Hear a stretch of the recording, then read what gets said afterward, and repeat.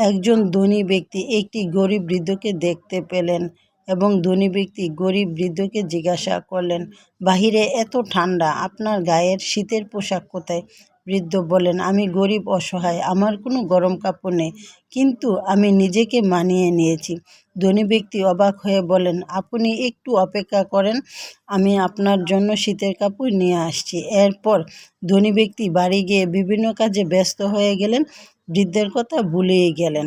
সকালে ঘুম থেকে উঠতে রাতের কথা মনে পড়তেই ধনী ব্যক্তি বৃদ্ধের কাছে ছুটে এলেন, কিন্তু ততক্ষণে বৃদ্ধ আর পৃথিবীতে নেই।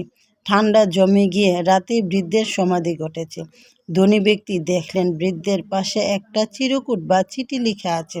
চিরকুটে লেখা ছিল, যখন আমার কোনো গরম কাপড় ছিল না, তখন আমি নিজেকে মানিয়ে নিয়েছিলাম, কিন্তু আপনি যখন আমাকে সাহায্য করার প্রতিশ্রুতি দিলেন, তখন থেকেই আমি আশা করতে করতে, ঠান্ডার সাথে লড়াই করতে করতে ক্ষমতা হারিয়ে ফেললাম। শিক্ষা: মিথ্যা প্রতিশ্রুতি মানুষকে রক্তাক্ত করে, মনোবল ধ্বংস করে দেয়।